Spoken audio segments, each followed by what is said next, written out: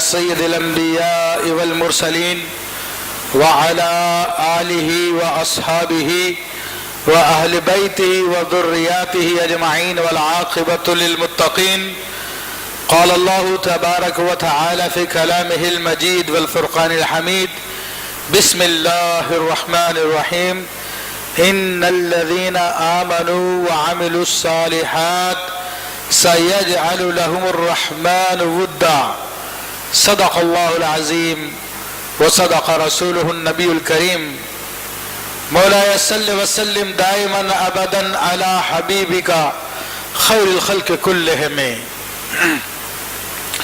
تمام حضرات ایک مرتبہ محبت سے درود پاک پڑھیے.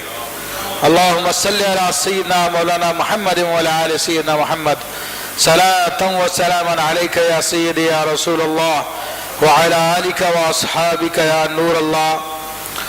معزز حاضرین کرام، جیسا کہ آپ تمام حضرات کے علم میں ہے کہ یہ ماہ رجب المرجب ہے اور آج اس کی 4 تاریخ ہے اور 2 دن بعد انشاءاللہ تبارک و تعالی چھٹی شریف ہوگی. یعنی رجب المرجب کی 6 تاریخ کو ہند و پاک کی اصطلاح میں چھٹی شریف کہتے ہیں اور اس کی نسبت خواجہ خواجگان سلطان الہند محبوب الہ عطائے رسول صلی اللہ تعالی علیہ وسلم حضرت خواجہ معین الدین حسن چشتی سنجری اجمیری رحمۃ اللہ تعالی علیہ سے تعلق ہے اس کا کہ یہ آپ کی یوم وصال کا دن ہے اور ساری دنیا میں خواہ وہ پاکستان ہو، ہندوستان ہو، مشرق وسطیٰ ہو یا یورپ ہو یا امریکہ ہو، مسلمان الحمدللہ حضرت خواجہ خواجگان غریب نواز رحمت اللہ تعالی علیہ کا عرس نہایتی عقیدت و احترام کے ساتھ مناتے ہیں. میں نے خطبے میں اسی دن کے اعتبار سے ایک آیت طیبہ تلاوت کی، سورہ مریم کی آیت ہے جس میں اللہ تبارک و تعالی نے ارشاد فرمایا کہ ان الذین آمنوا، کہ بے شک جو لوگ ایمان لائے، نیک اعمال کیے، تو ان قریب اللہ رحمان ان کے لیے محبت پیدا فرما دے گا. تو یہ اللہ نے اپنے اولیاء کرام کے بارے میں ارشاد فرمایا کہ جو اللہ تبارک و تعالیٰ کے اولیاء ہیں، جو ایمان احسانی کے مرتبے پہ فائز ہیں، جن کے اعمال ریاکاری اور دیگر چیزوں سے خالی ہے، وہ اللہ تبارک و تعالیٰ کے خاص اولیاء ہیں اور اللہ تبارک و تعالیٰ ان کی محبت لوگوں کے دلوں میں قائم فرماتا ہے. اب دیکھیے، بڑے بڑے بادشاہ اس دنیا میں آتے ہیں اور چلے جاتے ہیں، بڑی بڑی جاگیریں چھوڑ جاتے ہیں، مال و دولت چھوڑ جاتے ہیں، تھوڑے عرصے ان کا ذکر رہتا ہے مگر پھر کوئی ان کو پوچھنے والا نہیں ہوتا. مگر اہل اللہ وہ لوگ ہیں کہ جو دنیا میں نہ تو جائیدادیں چھوڑ کر جاتے ہیں، نہ ہی اور کوئی دنیا کا ساز و سامان چھوڑتے ہیں، مگر ان کا تذکرہ اللہ تبارک و تعالیٰ باقی رکھتا ہے. تو انہی لوگوں میں سے ایک شخصیت حضرت خواجہ خواجگان غریب نواز کی ہے اور پوری دنیا میں ان کا عرس منایا جاتا ہے. عرس کا کیا معنی ہے؟ عرس، عروس لغوی معنی کے اعتبار سے دلہن کو کہتے ہیں، جیسے کہ سورہ رحمان کو کہا جاتا ہے کہ عروس القرآن ہے، قرآن کی دلہن ہے. سجاوٹ کو کہتے ہیں، جو سجا ہوا اس کو عرس کہتے ہیں. تو اولیاء کرام کے جو وصال کے دن ہوتے ہیں وہ ان کے عرس کے ایام ہوتے ہیں، ان کے سجنے کے ایام ہوتے ہیں، ان کے بننے کا ایام ہوتے ہیں، ان کے خوشی کے ایام ہوتے ہیں. وہ کس لیے ہوتے ہیں اس کا بھی حدیث شریف سے ثبوت موجود ہے کہ مشہور حدیث مشکاۃ شریف میں بھی ہے. حضرت ابو ہریرہ رضی اللہ تعالیٰ عنہ ارشاد فرماتے ہیں کہ نبی کریم صلی اللہ علیہ وسلم نے ارشاد فرمایا، جب بندہ مومن کو قبر میں رکھا جاتا ہے تو اس کے دائیں جانب سے اس کے زکوٰۃ آ جاتی ہے، بائیں جانب اس کا روزہ آ جاتا ہے، اس کے سر کی جانب اس کی نمازیں آ جاتی ہے، پاؤں کی جانب اس کے صدقہ، امر بالمعروف اور دیگر نیک اعمال اس کو چاروں طرف سے گھیر لیتے ہیں۔ جس طرح سے بھی عذاب اس کی طرف بڑھتا ہے، اس کے نیک اعمال اس عذاب کی راہ میں رکاوٹ بن جاتے ہیں۔ پھر اللہ کے دو فرشتے اس کی قبر میں آتے ہیں اور آ کر اس کو بٹھا دیتے ہیں، اور وہ وقت سورج ڈھلنے کا وقت ہوتا ہے، عصر کا وقت ہوتا ہے۔ تو جیسے اللہ کے اس نیک بندے کو بٹھاتے ہیں تو وہ فوراً کہتا مجھے چھوڑو، میری نماز کا وقت ہے، مجھے نماز ادا کرنی ہے۔ ایسی محبت ان کو نمازوں سے ہوتی ہے کہ قبر میں پہنچ گئے ہیں، عالم بدل گیا، سب کچھ بدل گیا، لیکن جب نماز کا وقت دیکھا تو کسی چیز کی طرف توجہ نہیں، اللہ کی طرف توجہ کہ مجھے نماز ادا کرنی ہے۔ تو فرشتے کہتے ہیں کہ ٹھہرو، تمہیں چھوڑ دیں گے ہم، یہ تو بتاؤ کہ ہم تم سے کیا پوچھیں۔ عام آدمی کے بارے میں تو آیا کہ پوچھا جاتا ہے کہ من ربو کا، تیرا رب کون ہے، ما دینو کا، تیرا دین کیا ہے، ما کنت تقول فی حق هذا الرجل، تو محمد رسول اللہ صلی اللہ علیہ وسلم کے بارے میں کیا کہتا تھا۔ لیکن حدیث شریف میں آتا ہے کہ اللہ کے نیک بندوں سے کہا، فرشتے کہتے ہیں کیا وہ تم سے کیا پوچھے، کیونکہ ان کو پتا ہے کہ اس کا دین بھی اسلام ہے، اس کا رب بھی اللہ ہے۔ تو پھر وہ کہتا ہے کہ کیا پوچھنا تمہیں، تو وہ نبی علیہ الصلوۃ والسلام کی طرف اشارہ کرتے ہیں۔ ان کو یہ بھی پتا ہے فرشتوں کو کہ یہ حضور علیہ الصلوۃ والسلام کا عقیدت مند، حضور کا سچا غلام ہے، یہ حضور سے محبت کرنے والا، ان پہ صلوۃ والسلام پڑھنے والا ہے، ان کے عشق و محبت میں نعتیں سننے والا ہے، لیکن پھر بھی پوچھتے ہیں۔ تو وہ اصل میں حضور کی زیارت کرانا مقصود ہوتی ہے، تو وہ حضور کی زیارت بھی کرائی جاتی ہے۔ تو وہ کہتا ہے میں گواہی دیتا ہوں اللہ کے سوا کوئی معبود نہیں ہے اور محمد صلی اللہ علیہ وسلم اللہ کے رسول ہے صلی اللہ علیہ وسلم۔ تو فرشتے اس کو پھر چھوڑ کے چلے جاتے ہیں۔ پھر اس کی قبر کو حد نگاہ وسیع کر، پھر جنت کا تذکرہ ہے۔ تو حکیم ابن حزام رضی اللہ تعالیٰ کی روایت میں آتا ہے، جب وہ سوال کے جواب دے دیتا ہے تو فرشتے کہتے ہیں نم، سو جا، فَيَنَامُ كَنَوْمَةِ الْعُرُوسِ، تو حدیث میں آیا کہ پھر وہ ایسے سو جاتا ہے جس طرح کہ دلہن سوتی ہے۔ اَيْ لَا يُوخِذُ إِلَّا أَحَبُّ أَهْلِهِ، یعنی وہ سونا غفلت کا سونا نہیں ہے۔ کہیں سمجھے کہ جناب تو اولیاء کرام تو مزاروں میں سوئے ہوئے لوگوں، ان کو کیا پتا کہ کون ان کے مزار پہ آیا، کون مزار پہ نہیں آیا۔ تو جو شادی شدہ اس کو معلوم ہے کہ دلہن سوتی نہیں ہے، وہ آنکھیں بند کر کے اپنے محبوب کا انتظار کرتی ہے، دلہا کا انتظار کرتی ہے۔ تو ایسے اللہ کے ولی سوتے نہیں ہیں بلکہ اپنے رب کی زیارت کا انتظار کرتے ہیں۔ تو وہ ان کو اس دن کہا جاتا ہے کہ دلہن کی نیند سو جا۔ تو ان کا جو وصال کا دن ہوتا ہے وہ ان کے عرس کا دن ہوتا ہے۔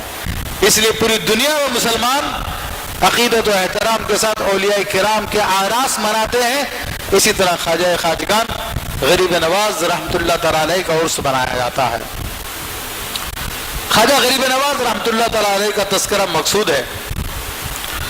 تو میرے بھائیوں، وہ اتنی عظیم شخصیت ہے، سمجھ میں نہیں آتا کہ اتنے مختصر وقت میں ان کا تذکرہ کہاں سے شروع کیا جائے اور کہاں پہ ختم کیا جائے۔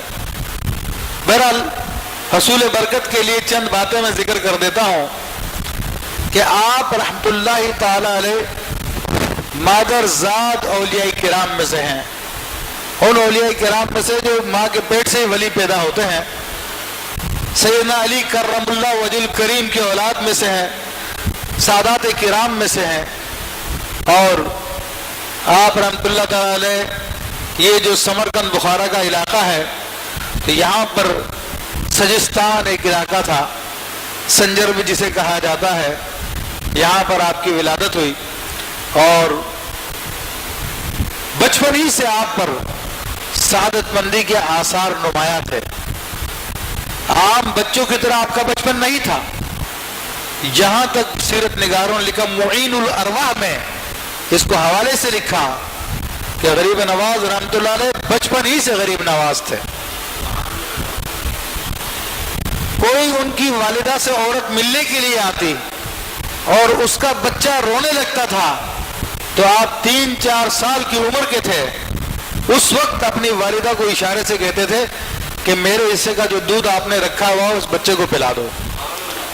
جب آپ کی والدہ بچے کو دودھ پلاتی تو آپ ہنستے تھے، خوش ہوتے تھے، اور ساری زندگی آپ کا یہ معاملہ رہا. عید کی نماز پڑھنے کے لیے جا رہے ہیں، ایک نابینا لڑکے کو دیکھا کہ پھٹے پرانے کپڑے پہنے ہوئے ہیں، بچے کو جا کے دیکھا، بچے سے پوچھا، اس کو گلے لگایا، گھر پہ آئے اپنا لباس اتار کے اس کو پہنایا اور ٹہلا دلا کے اس کو بھی نماز کے لیے لے گئے. یہ آپ کی شان کریمی بچپن ہی سے تھی. اور پھر خاص آپ نے ابتدائی میں 9 سال کی عمر میں قرآن حفظ کر لیا تھا. پھر ابتدائی تعلیمات اپنے گھر پہ حاصل کی، کیونکہ آپ اللہ کے خاص بندوں میں سے تھے، عام لڑکوں کی طرح نہیں تھے. تو آپ کی پرورش اپنے گھر پہ ہوتی رہی. 14-15 سال کی عمر میں آپ کے والد کا وصال ہو گیا تو آپ کو وراثت میں ایک پن چکی اور ایک باغ ملا تھا. باغ میں آپ باغبانی کیا کرتے تھے.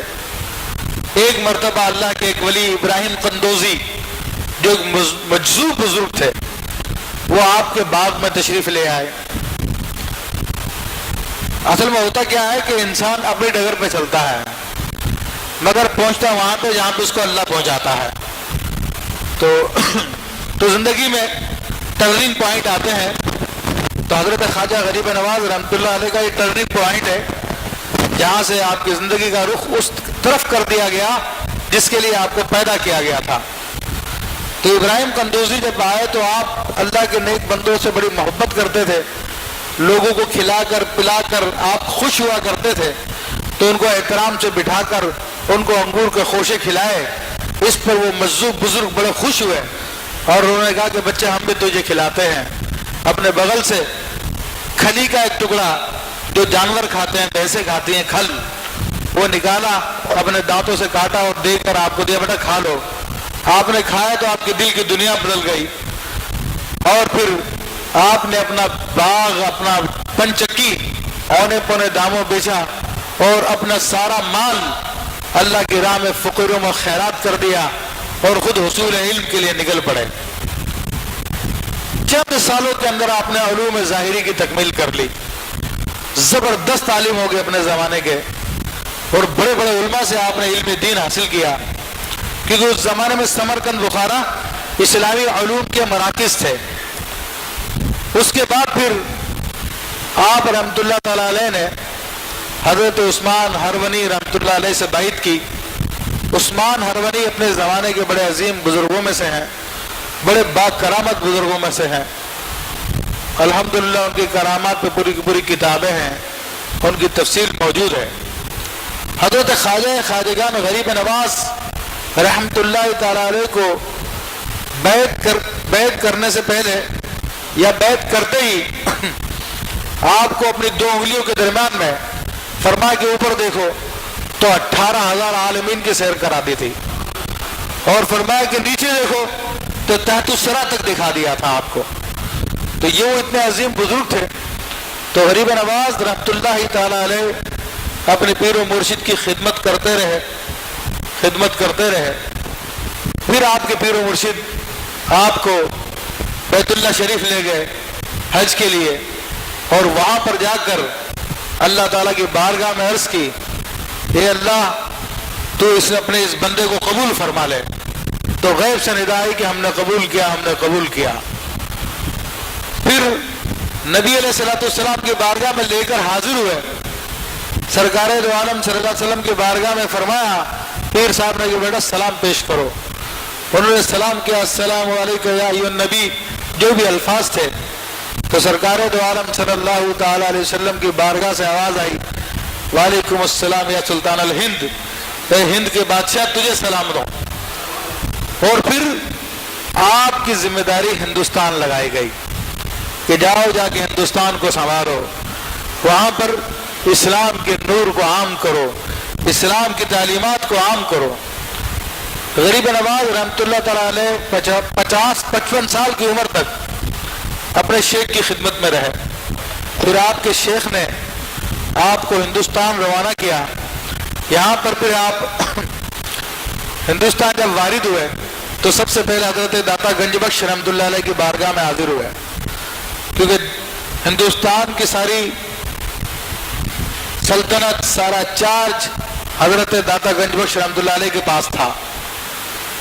حضرت خواجہ غریب نواز رحمۃ اللہ علیہ کو آگے جن حالات سے مقابلہ کرنا تھا تو اس کے لیے بھی تیاری کرنی تھی، تو حضرت خواجہ داتا صاحب رحمۃ اللہ علیہ کی بارگاہ میں آپ نے چلہ کشی کی، اور خاص جو داتا صاحب کا ایک وظیفہ تھا جسے عہد سلیمانی کہتے ہیں، دعائے برہتی کہتے ہیں، یہ وہ دعا ہے جو حضرت آصف بن برخیہ کی دعا تھی۔ آصف بن برخیہ وہ ہے جن کا قرآن میں ذکر آیا کہ ملکہ بلقیس کا تخت جس کو اٹھانے کے لیے 200 سے زیادہ آدمیوں کی ضرورت ہوتی تھی، جو 2 دن کی مسافت پہ تھا، تو اللہ تعالیٰ ان کے بارے میں فرمایا کہ ان کے پاس کتاب کا علم تھا، اور انہوں نے کہا کہ میں پلک جھپکنے سے پہلے وہ تخت آپ کے بارگاہ میں حاضر کر دوں گا، اور وہ حضرت آصف بن برخیہ تھے۔ تو ان کی دعا کے عامل حضرت داتا گنج بخش تھے۔ داتا گنج بخش رحمۃ اللہ سے اجازت لے کر اس دعا کا چلہ کیا کہ ہندوستان میں آگے جا کر جادوگروں سے مقابلہ کرنا تھا، بڑے بڑے معاملات کرنے تھے۔ تو آپ نے وہاں پہ چلہ کشی کی، آپ کو اجازت ملی، پھر آپ آگے ہندوستان تشریف لے گئے۔ بہرحال دہلی میں بھی آپ 3 سال رہے، اس کے بعد پھر آپ اجمیر شریف بھی تشریف لے گئے۔ اجمیر شریف میں وہاں پہ راجہ پرتھوی راج تھا جس کی پوری ہندوستان پہ حکومت تھی اور بڑا طاقتور قسم کا بادشاہ تھا۔ یہاں پر دیکھیے غریب نواز رحمۃ اللہ تعالیٰ علیہ ہندوستان فتح کرنے کے لیے آئے تھے، لیکن آپ کے ساتھ کیا تھا؟ چند فقراء تھے، نہ کوئی ہتھیار تھے، نہ کوئی ساز و سامان تھا، نہ کوئی گھوڑوں کا لشکر تھا، بس اپنے رب کی محبت تھی جو لے کر اپنے دل میں آئے تھے، اور اس محبت کے ذریعے وہاں کی زمین نہیں، وہاں کے دلوں کو فتح کرنے کے لیے تشریف لائے تھے۔ آپ نے اجمیر شریف میں جا کے پڑاؤ ڈالا تو اجمیر شریف اس وقت خود پرتھوی راج کی ماں بھی بڑی جادوگر نہیں تھی، اور وہ جادوگروں سے اس کے بڑے رابطے تھے، بڑے نجومیوں سے ان کے رابطے تھے۔ نجومیوں نے بتا دیا تھا کہ تمہاری حکومت کا خاتمہ ایک مسلمان کرے گا اور اس کا ایسا ایسا حلیہ ہے۔ تو ان لوگوں نے حضرت غریب نواز رحمۃ اللہ علیہ کے حلیے بنا کر ہندوستان کے مختلف علاقوں میں پھیلا دیے تھے کہ بھئی اس حلیے کا ہاتھ میں آئے تو اس کو پکڑ لینا، اس کو چھوڑنا نہیں، مگر جس کو اللہ پہنچائے، جس کی ڈیوٹی رسول اللہ صلی اللہ علیہ وسلم نے لگائی ہو، اس کو کون روکے گا۔ آپ وہاں پر پہنچے تو وہاں پر انا ساگر کے قریب آپ نے قیام فرمایا۔ انا ساگر دریا کا نام ہے، اور اس پر 2 دیووں کی ڈیوٹی تھی، ایک کا نام انا تھا اور ایک کا نام ساگر تھا۔ تو حضرت غریب نواز رحمۃ اللہ تعالیٰ علیہ نے ان دونوں دیووں کو بھی قید کیا، اور پھر آپ کی راہ میں جتنی رکاوٹیں آئیں آپ نے سب کو فیس کیا۔ آپ رحمۃ اللہ علیہ کے اس وقت بہت کرامات ہیں وہاں پر، لیکن اتنا ٹائم نہیں کہ وہ ساری کی ساری کرامات بیان کی جائیں۔ المختصر یہ کہ پرتھوی راج کے سارے چال بازیاں ناکام ہو گئی، اور آپ محبت کے ساتھ دین کی تبلیغ فرماتے رہے، لوگوں کے دلوں کو فتح فرماتے رہے، کیونکہ اسلام انسانیت کا سبق دیتا ہے، اور اصل انسانیت کیا ہے؟ وہ انسانیت سے محبت کرنا ہے، اور محبت کی دلیل کیا ہے کہ آدمی کسی کو دوسرے کو نقصان میں دیکھے تو اس کو نقصان سے بچا لے۔ تو اسلامی نظریات کے مطابق کفر سب سے بڑا نقصان ہے جو انسان کو ہمیشہ کی ناکامی میں لے جاتا ہے، جو ہمیشہ کے لیے جہنم کی آگ میں دھکیل دیتا ہے۔ تو حضرت غریب نواز رحمۃ اللہ علیہ انسان دوست تھے۔ اب وہ انسان چاہے کافر ہو، چاہے غیر مسلم ہو، چاہے مسلمان ہو، وہ سب کے سب انسان کی کیٹیگری میں داخل ہے، اور اسلام سب سے محبت کا درس دیتا ہے۔ اس کا کفر اپنی جگہ پر ہے، اس کی بے ایمانی اپنی جگہ پر ہے، لیکن وہ انسان ہونے کے اعتبار سے اللہ کا بندہ ہے، اللہ کی مخلوق ہے، اس کا کفر اس کی بیماری کی حیثیت رکھتا ہے۔ جس طرح کہ ہم میں سے کوئی بیمار ہو جائے تو ہم اس سے نفرت نہیں کرتے، مرض سے نفرت کی جاتی ہے، مریض سے نفرت نہیں کی جاتی۔ تو یہ کفار یہ سب کے سب مریض ہیں، یہ کفر کے مریض ہیں، تو ان کفار سے نفرت نہیں بلکہ ان کو کفر سے نفرت کی جاتی ہے۔ تو حضرت خواجہ خواجگان غریب نواز رحمۃ اللہ تعالیٰ علیہ نے اسی فلسفے پہ عمل کیا، جو بھی آپ کی خدمت میں آتا تھا آپ اس سے محبت کا سلوک کرتے تھے اور پھر توجہ باطنی دیتے تھے، اس نبی علیہ الصلوۃ والسلام کی سنتوں پہ عمل کرتے تھے، تو لوگ پھر آپ سے مسخر ہو جاتے تھے اور آپ کا دین قبول کر لیا کرتے تھے۔ اس حوالے سے بڑے واقعات ہیں، لیکن چونکہ میں نے بتایا کہ وقت نہیں ہے، بالآخر ایک موقع ایسا بھی آیا کہ پرتھوی راج نے آپ کو ناکام کرنے کے لیے بڑے ہتھ کنڈے استعمال کیے اور یہاں تک کہا جہاں پر آپ بیٹھے تھے تو راجا کے اونٹ بٹھانے کی جگہ تھی، تو کسی پیغام کلوائے کہ آپ اس جگہ کو خالی کر دیں۔ تو حضرت غریب نواز رحمۃ اللہ نے فرمایا کہ ٹھیک ہے میں خالی کر دیتا ہوں، مگر اب یہاں کے راجا کے اونٹ ہی بیٹھیں گے۔ آپ یہ کہہ کے چلے گئے، اونٹوں کو وہاں پہ بٹھا دیا گیا۔ اب جب اونٹوں کو اٹھانے لگے تو کوئی اونٹ اٹھنے کے لیے تیار ہی نہیں ہے، بڑا مار لیا پیٹ لیا لیکن کوئی اونٹ اٹھ ہی نہیں رہا۔ یہ غریب نواز کی زبان سے نکل گیا تھا کہ اب یہاں پر اونٹ ہی بیٹھیں گے۔ تو آگے پھر معافی تلافی کی لوگوں نے، آپ نے پھر معاف کیا تو اونٹ پھر کھڑے ہوئے اس جگہ سے۔ انا ساگر سے پانی لینے کے لیے یہ تالاب سے، تو لوگوں نے منع کیا تم ملیچ ہو، تم ناپاک ہو، تم ہمارا پانی خراب کر دو گے، تم مسلمان ہو، کیونکہ ہندو مت کے مطابق دنیا کے سارے لوگ ناپاک ہیں، منو سے سارے کے سارے۔ خود ان کے اپنے مذہب میں اتنی ذات و پات کی تفریق ہے کہ ان کے یہاں پر نچلے درجے کا جو جسے ملیچ کہتے ہیں، شودر کہتے ہیں، وہ بھی ان کے یہاں پر ناپاک تصور کیا جاتا ہے اور اس کے ساتھ بہت برا سلوک کیا جاتا ہے، یہاں تک کہ اس کو اس بات کا بھی رائٹ نہیں ہے کہ وہ ان کی مقدس کتابیں جو ہندو مذہب کی ہیں، وید وغیرہ، ان کی تلاوت کو سن سکے، ان کو سن سکے۔ وہ تلاوت کا مستقل قرآن مجید کے ساتھ ہے، تو اگر کوئی ان کی ویدوں کے الفاظ کو سن لے تو اس کی سزا اس کے کانوں میں پگھلا ہوا سیسا ڈالا جائے۔ تو اس قدر ان کے یہاں پہ ذات پات کی تقسیم تھی۔ حضرت غریب نواز کو مرید کو منع کیا کہ تم پانی مت لو، پانی کو ناپاک کر دو گے۔ غریب نواز رحمۃ اللہ علیہ نے اپنے ایک مرید کو ایک چھاگل دی، جو چمڑے کی وہ بوتل تھی جس میں پانی بھرتے، چھوٹا مشکیزہ کہہ لیجیے، اور اس پر آپ نے دم کر دیا، کہا جاؤ پانی بھر کے لے کے آؤ۔ وہ جیسے جیسے اس نے پانی بھرا، پورا آنا ساگر خالی ہو کر اس چھاگل میں آ گیا، پورا آنا ساگر خالی ہو گیا اور سارا پانی اٹھا کے وہ لیا۔ ابھی کرامت ہے کہ اتنی سی چھاگل میں پورا آنا ساگر آ گیا اور پورا آنا ساگر وہ ایک آدمی نے اٹھا بھی لیا اور آگے واپس آ گیا۔ اب تو ان کو پانی کے لالے پڑ گئے، اب تو بڑے پریشان ہو گئے، وہ معافی تلافی کی تو آپ کا مقصد تو ان کو سزا دینا نہیں تھا، ان کو حق کی راہ دکھانی تھی۔ آپ نے پھر پانی واپس ڈلوا دیا۔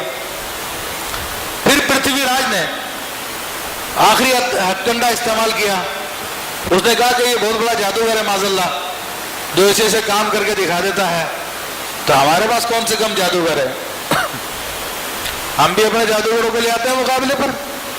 تو انہوں نے اپنے جادوگر کو تیار کیا اور تیار کرنے کے بعد جتنے بھی اس وقت مسلمان ہوئے تھے غریب نواز رحمۃ اللہ علیہ کے ہاتھ پہ، ان سب کو سزا دینے کے لیے جادوگر جمع ہو کر آ گئے۔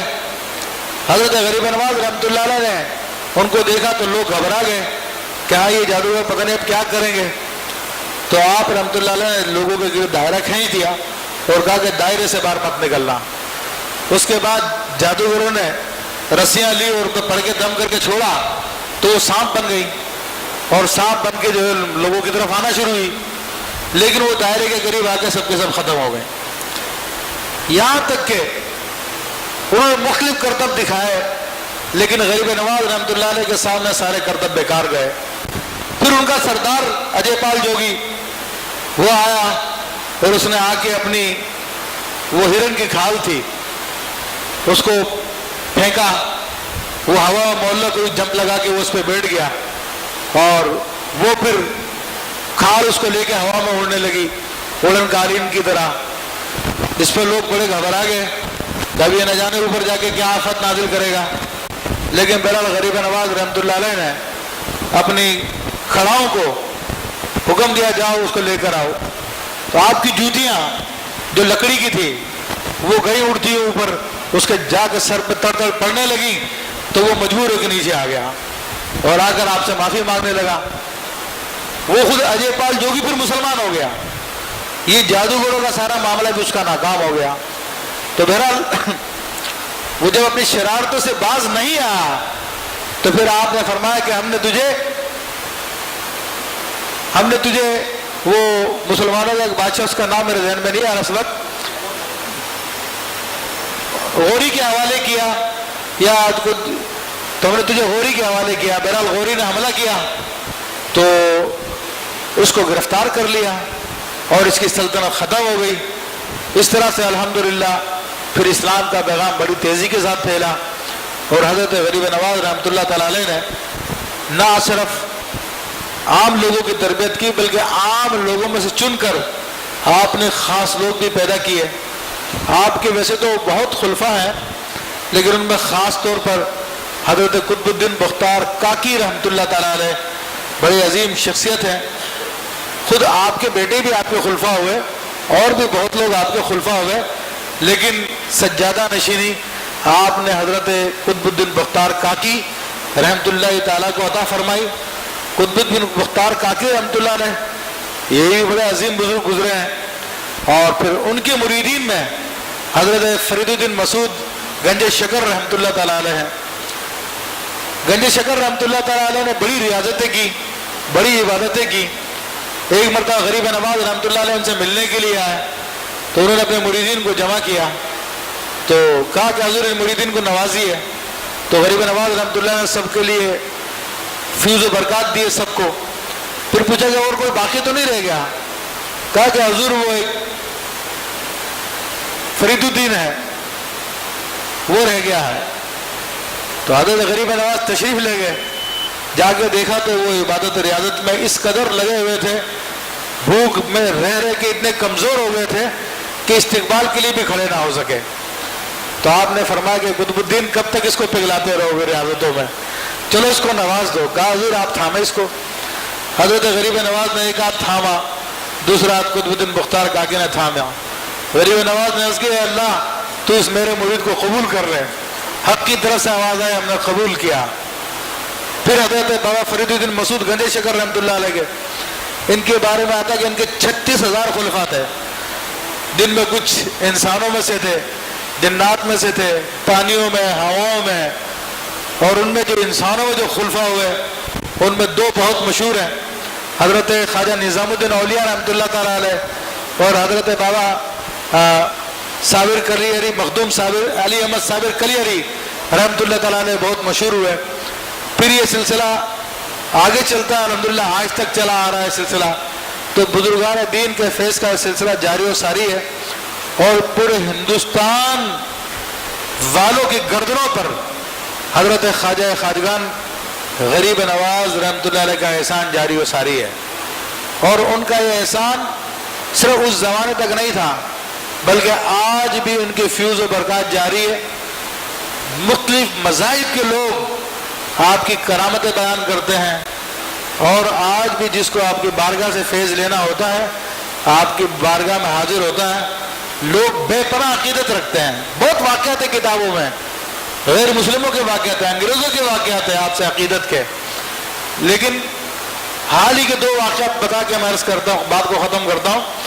آپ ہی کے سلسلے کے بزرگ ہیں حضرت آگرہ میں ان کا مزار ہے، نام سلیم ہے ان کا، پورا نام میرے ذہن میں نہیں آ رہا۔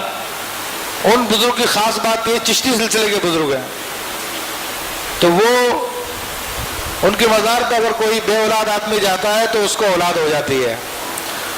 پچھلے دنوں تقریباً آج سے 5-7 سال پہلے کی بات ہے، جنگ اخبار کی نیوز میں نے پڑھی تھی کہ فراس کی شہزادی تھی، اس کو اولاد نہیں ہو رہی تھی، وہ باقاعدہ وہاں سے اپنے میاں کے ساتھ یا فراس کے صدر کے ساتھ ہندوستان آئی، آگرے میں آئے، اور باقاعدہ وہاں سے ننگے پیر چلتے ہوئے حضرت خواجہ سلیم رحمۃ اللہ علیہ کے مزار پہ حاضری دی اور دعا کی اولاد کے لیے۔ تو پھر کچھ عرصے کے بعد میں وہ نیوز آئی 9 ماہ بعد کہ وہ پریگننٹ ہو گئی اور اس کو الحمدللہ بچے کی ولادت ہوئی۔ یہ غریب نواز کے مریدوں کا حال ہے، خود خواجہ غریب نواز کی عقیدت کا یہ حال ہے کہ ہندوستان میں ٹاٹا کمپنی ہے جو بہت مطلب کہ رئیس کبیر لوگ ہیں، بہت زبردست قسم کے یعنی دولت مند ہندو ہیں، اور ان کے ڈھیروں مطلب ان کے بزنس ہے دنیا بھر میں۔ تو ان کا ایک بزنس بس کا بھی ہے، گاڑیاں بھی بناتے ہیں۔ تو ان لوگوں نے جب اپنی نئی بس لانچ کی تو نئی بس لانچ کرنے سے روڈ پہ لانے سے پہلے سب سے پہلے غریب نواز کے مزار پہ اس کو حاضری کرائی، اس کے بعد پھر اس کو روڈ پہ لے کے آئے۔ اللہ اکبر۔